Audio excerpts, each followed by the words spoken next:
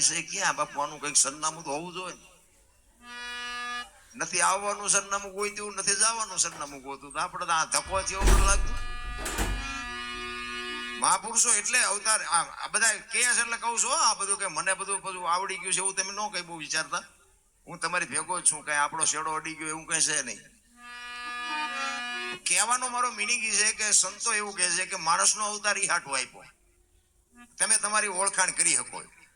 દાસી જીવનને 18મા ગુરુ ભીમ મળ્યા ને પછી એમને ખબર પડી કે હું કોણ છું. કારણ કે અત્યારે બધા હોની નાચ ચાલીને બેઠા, હું દરબાર ને હું પટાલ ને હું કોળે ને હું ભરવા ને બધા બાયું ચડાવે. એટલે કોની પાસે વાત કરી ને? હું તો એમ કહું 18 વણમાંથી એક ને બોલાવો, એક હોડીમાં બેહારો, હોડી દરિયામાં વેદી કરો ને ખીલી જાય એટલું ફાંકું પાડો. પાણી કાઢવાની મહેનત બધા હરખી જ કરે. શું કામ? બુડે છે. હવે બુડે પછી એક થવું તો પેલા થયા હોય તો પછી દરબાર હોય તો મંડી જાય હમણાં મરશું. કહેવાનો મારો મિનિંગ એ છે કચ્છનો બારવટીયો જેસલ જાડેજો સતી ચોરલે કઈ બહાર બેન બે ચાર નહીં પણ 2 પેઢીઓ ભજન ગાયા હોત તો જાડેજાને સાંટોય ન પડે. પણ હોળીમાં બેઠા અને બદતરીએ હોળી ફૂગીને પવને દિશા બદલાવી અને ખોરડા જેવડા મોભા મંડ્યા નું ઉલળવા. તેથી ચારે બાજુ નજર કરી આરો ન દેખાણો. એક સતી તોરલ એક જ હારે છે અને કચ્છનો બારવટીયો બળપની પાટ ઓગળીને રોવા માંડ્યો. રા મીડ્યો રોવા. તોરલ હોડી હમણાં બુડી જાય ને આપણે મરી જઈશું, મારે જીવવું છે. અને તેથી તોરલે કીધું કે જાડેજા જેને માર્યા એ બધાને જીવવું હતું. લોહીની શેડી ઉડે એમાં મજા આવતી હતી ને મરી જાવ વહેલું મોડું મરી તો જવાનું છે. દરિયામાં મારી દો તુબકો, પણ મરવું હેલું છે. ખબર છે બધાને આમાં મરવાની, પણ મારે ઝટ મરી જવું છે એવું કોઈની ઈચ્છા હોય તો હાથ ઊંચો કરો. તો ખાટલામાંથી ઉભા ન થઈ શકતા હોય તોય નથી કહેતા કે મારે મરી જવું.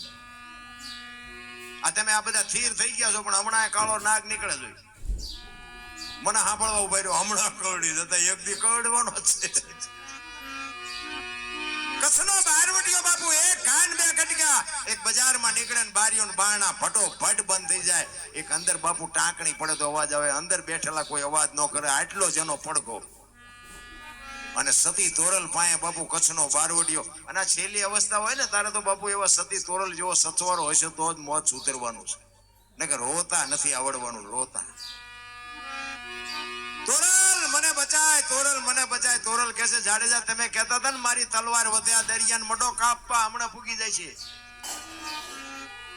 ઉંકારો કરે બાપુ, ગમે એવા બારવટિયા હોય તો ઉંકારો કરે હાકડીમાં આવ્યા પછી.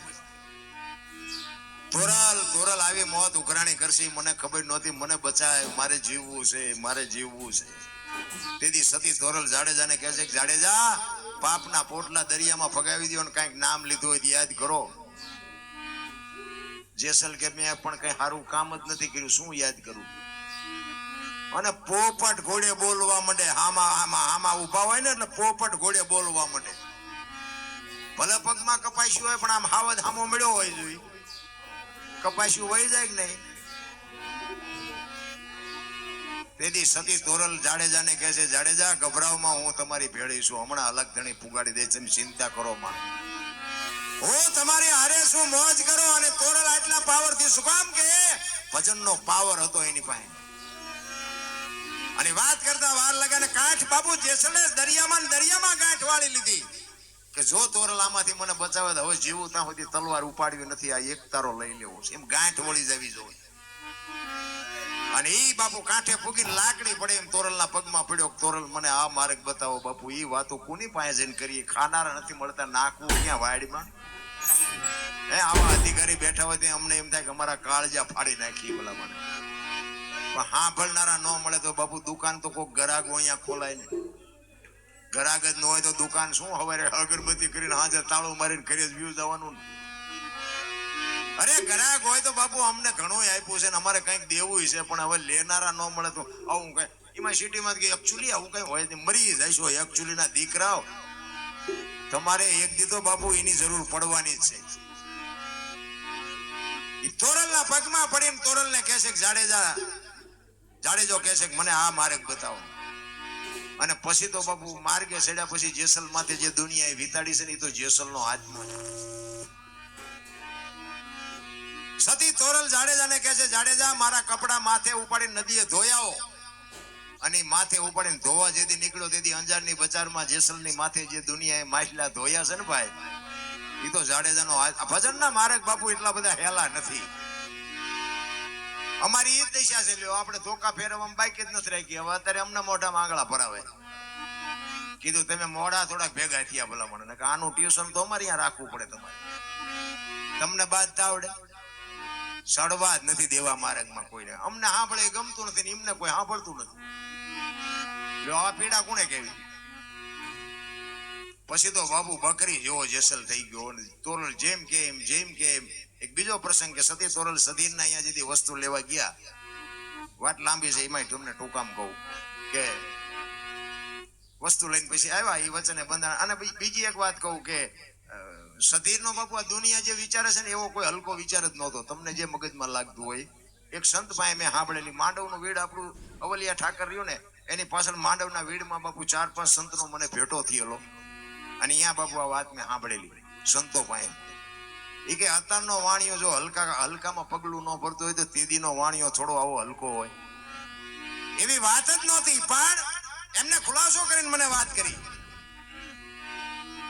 કારણ કે એ સધીરને એને કર્મ જે કર્યા ને એને ખબર હતી કે મેં કર્મ કર્યા છે ભૂંડી ભાઈ, અને કર્મ ધોવા માટે મારે શું કરવું એ વિચારતો હતો. બુદ્ધિશાળી તો હતો જ. કારણ કે કોઈના હાસા ખોટા કર્યા હોય ધંધામાં, વેપારમાં, બીજું ત્રીજું. અને એમાં બાપુ આ જેસલ સતી તોરલને લઈને આવ્યો ને, અને જેસલ તો બાપુ હાવ બકરી જેવો થઈ ગયો તો. કોકે આવીને સધીરને કીધું કે ઓલો આપણો જેસલ નથી બારવટીયો, એ કે કોક બૈરું લઈ આવ્યો છે પણ બકરી જેવો બનાવી નાખ્યો જેસલ. ગમે એ કે તો જેસલને કઈ થતું જ નથી. અને આટલી વાત સાંભળીને બાપુ એના મગજમાં બાપુ વાણિયાની જાતને એને ટાંક કરી લીધી કે જેસલને જો બકરી જેવો બનાવ્યો હોય બૈરું જેવું તેવું હોય નહીં. અને એનો મારો જો ભેટો થઈ જાય તો મારે બાપુ મોકો મળી જાય. આનો ઈરાદો એક જ હતો કે એની પાસે માગણી જેવી કંઈક કરું, મારો ઉદ્ધાર કરી નાખે. જેસલના ઘરે સધીર જઈ શકતો હતો, પણ એ બીતો હતો કે આજે દરબારોનું કઈ નહીં, ભજનના માર્ગે ચડ્યો ચારે તલવાર ઉપાડે. તોરલ એકલા ભેગા થાય તેથી આપણે કઈ વિચારવું છે. અને આ કુદરતને કરવું. સંતો આવ્યા અને સીધું લેવા હાટું તોરલ ગયા. અને એકલા બજારમાં આવતા હતા ને એટલે સધીરને એમ થયું કે આજ એકલા તોરલ છે. અને અહીંયા આ જે કઈ વાત બની હોય અને મેલે આવવાનું કીધું, રાતે મારા મેલે આવો તો હું તમને વસ્તુ આપું. કાંઈ વાંધો નહીં. સતી વચને બંધાઈ ગયા, હું આવીશ. લઈ ગયા વસ્તુ, સાધુને જમાડ્યા, સાધુ નીકળી ગયા. હાંજ પડી, જેસલ આવ્યા અને તૈયાર થઈને સતી તોરલ નીકળ્યા. ત્યારે જેસલ પૂછે છે ક્યાં જાવ છો? તેથી સતીની વાત બાપુ આખી સતી તોરલ વાત કરે છે કે હું વચને બંધાણી છું, મારો દેહ મેં અડાણે મૂક્યો છે, મારે જવું પડશે. અને તે દી પાછો કસનો બારવટીયો મીડો રોવાવો. અને એક બારવટીયો પાછો ઉભો થઈને એમ કે તોરલ તોરલ તે મારા કાંડા કાપી નાખ્યા, મને એકવાર જો તલવાર ઉપાડવાની રજા આપ ને. અંજારમાં વાણિયાનો બી નો રહેવા દો. હજી હું આ ઝાટકા ભૂલી નથી ગયો. તારે બાપુ તોરલ કહે છે કે જાડેજા આવી ગાડીઓમાં બેવો ને એટલે સ્ટેશન આવાજ આવે, તમારે ગભરાવાની જરૂર નથી. જેસલને માણા બનાવવામાં બાપુ તોરલને પાંથીએ તેલ નાખવું પડ્યું. તઈ બાપુ જાડેજો બાપુ પીર થઈને પૂજાણો છે. પછી જેસલ કહે છે કે મારી ભૂલ થઈ ગઈ, મને માફ કરો. હજી મારો કાળ ઉભો થઈ ગયા, એને બે એવું કંઈક કરો. અને પછી કહે છે કે બહાર તો મેઘલી મળી છે, વરસાદ વરે છે, ગારો ને કીચડ જાયમાં છે, કેવી રીતે જઈશું? અને તેથી કચ્છનો બારવટીયો એમ કહે છે કે હાલો હું ઘોડી થઈ ગયું, મારી માથે બેસી જાવ. બાપુ કોની પાસે વાતું કરી ભલા? તોરલ ને કહે છે તોરલ મારા ખંભે બેસી જાવ, હાલો હું મૂકવા આવું. કેવડી મોટી વાત કહેવાય. કોઈ જીવ જાગતો ન હોય, તમરા ત્રમ બોલતા હોય, કાળી ડિબાંગ રાત જામી હોય, અને ઈ ગારા કીચડ વચ્ચે તોરલ ખંભે બેહાડી નીકળ્યો છે જેસલ. તેથી બાપુ ચિત્ર કેવું છે આંકડા તો કાઢો. નકરા માથા હલાવ્યા આમાં બાપુ કઈ નથી આવડ્યું. આપણા જીવનમાં જો ઉતરે નહીં તો અભાગ કહેવાય. અને સધીરની હવેલીએ ઉતારી અને જેસલ કહે છે કે મને જોશે ને સધીર તો પાછો બીશે, હવે તમારે આવવું હોય ત્યારે આવજો. અને જેસલ હાલતો થયો ને, તોરલના મોઢામાંથી વાણી નીકળી કે સુજા અને સુલક્ષણા તારા હાડમાં નો આવી હલકી વાત. આવા નરને કેમ મોડા મળીએ જાય મારે સરગાપુરનો સાથ. વાહ જાડેજા વાહ, ત્યાં તો આ દુનિયામાં મને ઉજળી કરી દીધી. ગુરુ અને શિષ્યના નાતાની હજી મને ને તમને ખબર જ નથી ભલામણ. ગુરુ ખાલી કુવો એને એમ કે આમાં ધૂપકો મારી દે બાપુ, બીજી મિનિટ નો થવા દે ઈ કંઈક કરી શકે. બાપુ આમાં વાઘ છે તો ટાંટિયા ભાંગી જશે તો એનું કામ નથી. રામ દેવાયત પંડિત ને 750 સેવક હતા, પરીક્ષા કરી 4 જ વધ્યા. હાલો હુરો વણવીર ને ઢોંગો 4 જ વધ્યા ની 4 ના બાપુ નામ નોંધાઈ ગયા, બીજા ગયા બકાલાના ભાવમાં. એક ગુરુ ને શિષ્ય બે ઝૂંપડીમાં બેઠા હતા. ગુરુએ શિષ્યને કીધું કે બેટા બહાર જોતો કે વરસાદ ચાલુ છે કે બંધ થઈ ગયો. એમાં બરોબર બિલાડી આવી કે બાપુ માથે હાથ ફેરવો ને લીલી હશે તો આવતો હશે ને ફૂકી હશે નહીં આવતો. હવે આ ચેલા શું ગુરુ પાસે લે એ કે હારું હાલ કેવા દીવો રામ કરીને હુઈ જવું છે કે બાપુ આંખું બંધ કરી દો ને અંધારું જ કરવું છે ને બોલતો તમારે દીવાન શું રામ કરીને કામ. ગુરુ કે મારો ગુરુ છે એ કે હારું હાલ કે બોલે આ ડેલી દાઢી કરતો હોય કે હુઈ જાવ કૂતરા પૂતરા કે બાપુ બે કામ તો મેં કર્યા હોય એકાદું તેમ કરો. અત્યારે આ માયલા ચેલા છે રામ. ગુરુ ની બાપુ એક જો વાત આમ મોઢામાંથી પડે ને જો ઉપાડી ન લે ને એ કાંઈ નો ગુરુ પાસેથી મેળવી શકે. સદગુરુ તો સદગુરુ છે ભલામણા. સદગુરુ ની વાત જ ન થઈ શકે. તમને દુનિયામાં તમારી ઓળખાણ કરાવી દે. દેવાય દાસી જીવન ને બાપુ જ્યાં હોય બાપુ સત્સંગ ને ભજન ને જ્ઞાન ની વાતો બધે કરે ને બધાને સંતવાણી ના પ્રોગ્રામ હોય એટલે જાહેર કરે કે ભાઈ કોઈને રામાયણ ગીતા ભાગવત વિશે કોઈને પ્રશ્ન મૂંઝવતો હોય મને કહેજો, હું તમારી શંકાનું સમાધાન કરી દઈશ.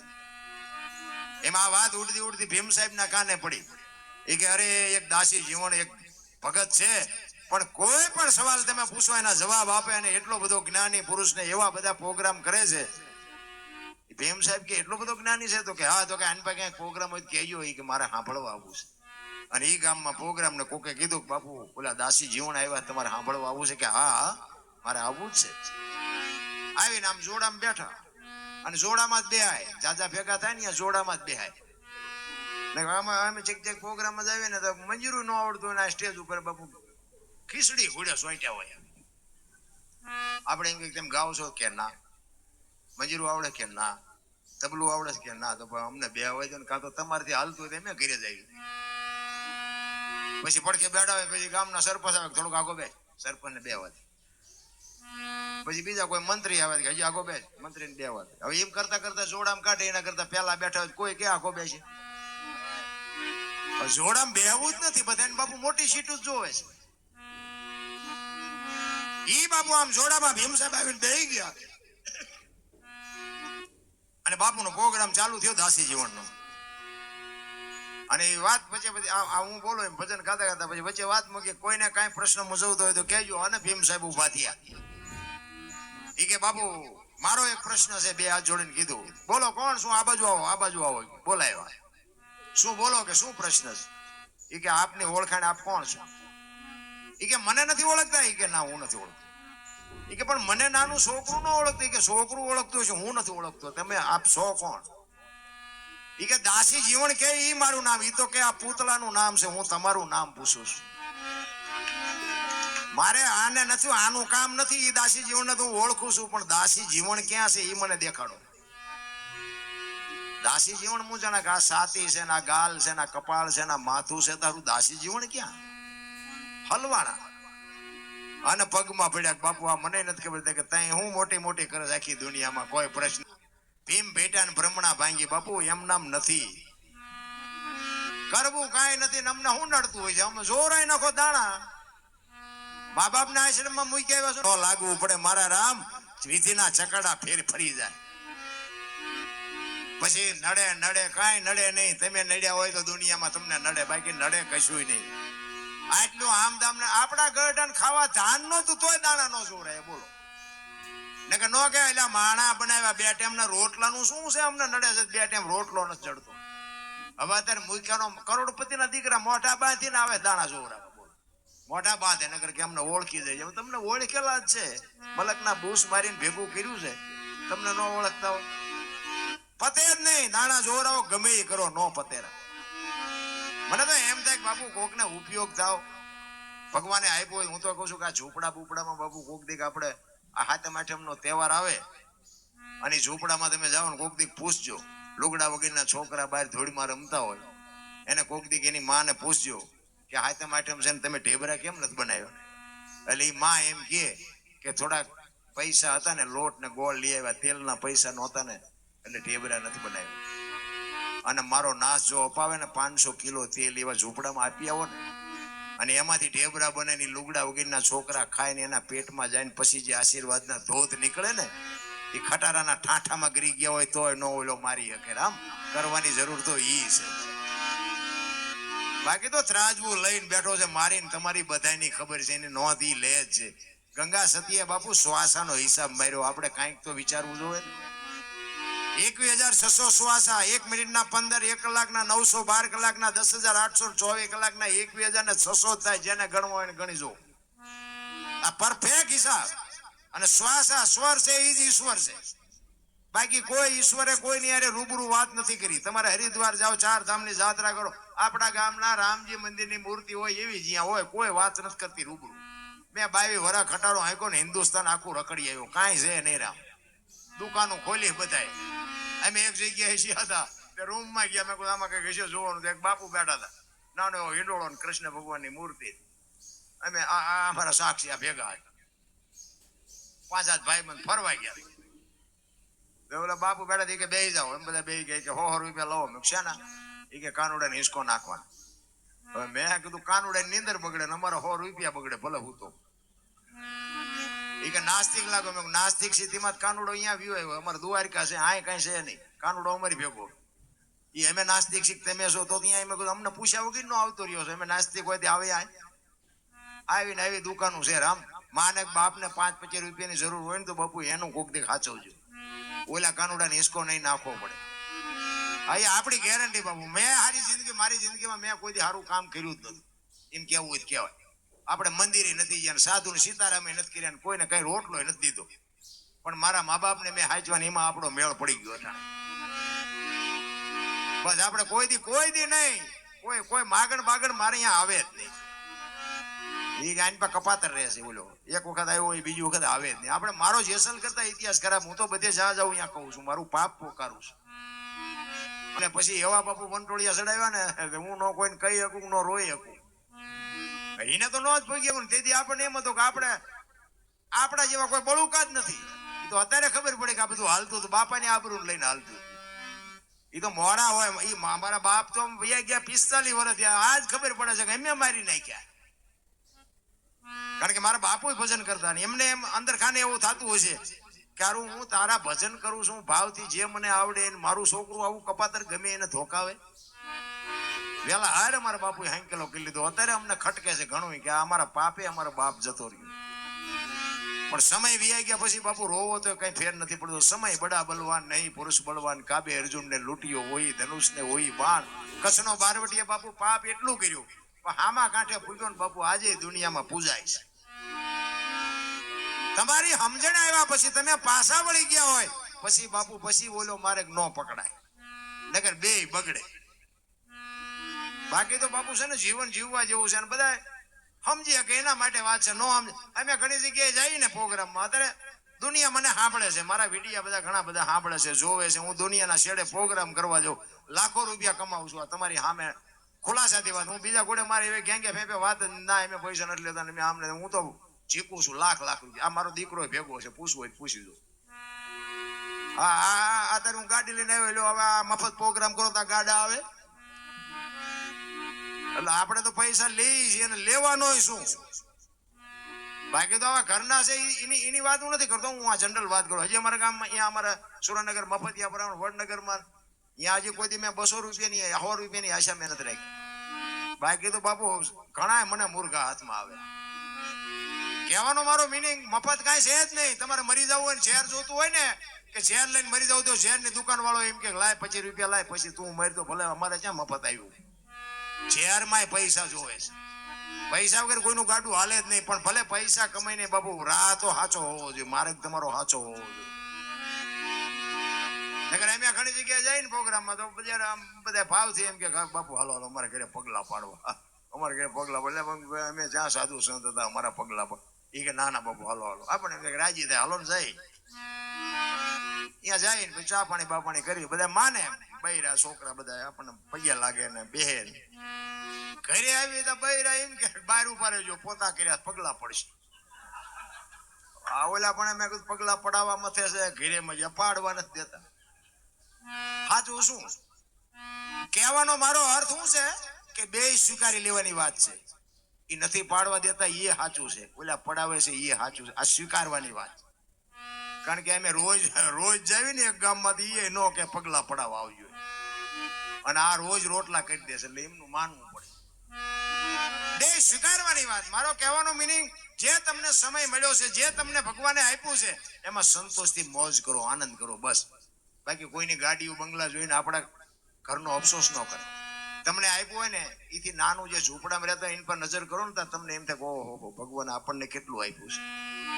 બાકી આમ પ્લેન નીકળે ને કે આમાં જતી બેજો પણ એ ચિઠ્ઠી તારા નામમાં લખ્યું જ નથી તું એ લાઈનમાં હતો જ નહીં એમાં બેવાની આશા રાખવાનો મતલબ શું નાના માણસો કોઈ બાપુ ધ્યાન કરશો ને તો તમને એમ થાય છે કે ભગવાને આપણને ઘણું બધું આપ્યું છે એટલા જ માટે બાપુ સવારામ કહે છે કે આ દેહ તમારો મારો થાકી જાય પછી શું કરશો અત્યારે તમે હું કઈક રામનું નામ લેવું હોય કઈ કોકને 5 રૂપિયા દેવા હોય કોઈ કડિયારું પૂરવું હોય કઈ કૂતરાને પારેવાના નાખવું હોય અત્યારે તમે બધું કરી શકો પણ તમારું શરીર તમને સાથ ન આપે ને પછી અંદરથી વિચાર આવે કે મારે કઈક કરવું હતું પછી શું કાંઈ નથી રામ એટલે જ બાપુ સવારામ બાપા કહે છે શું કહે છે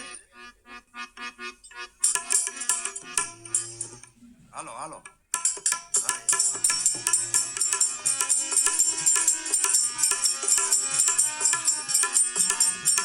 નાડુ તૂટશે તારી દીપ જલાશે એ ગળું રોકાશે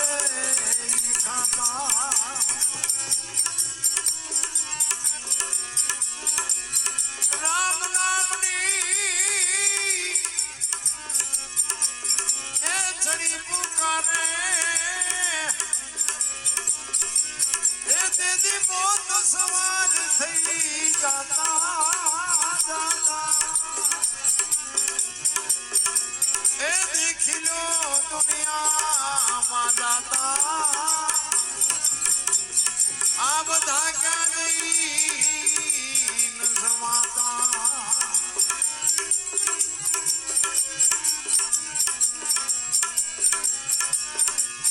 વજન વિવેકી ભાઈ ભલે મળ્યા એ બાદ કર્યા ઈ ખાતા બાદ કર્યા ઈ ખાતા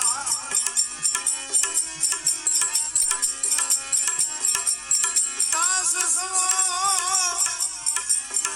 એ ફૂલ ગરજી ચરણે એ દેવી માટ રોઈ જાતા એ દેખી લો દુનિયામાં જાતા એ આ બધા ક્યાંથી જમાતા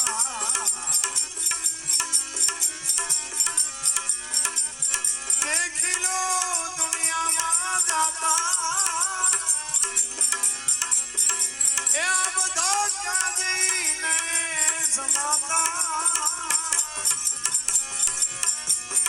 એ દેખી લો દુનિયામાં જાતા આ બધા ક્યાં જઈ જમાતા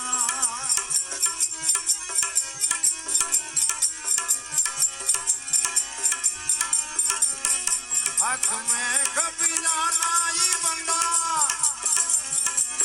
ए माटी से मिल जाना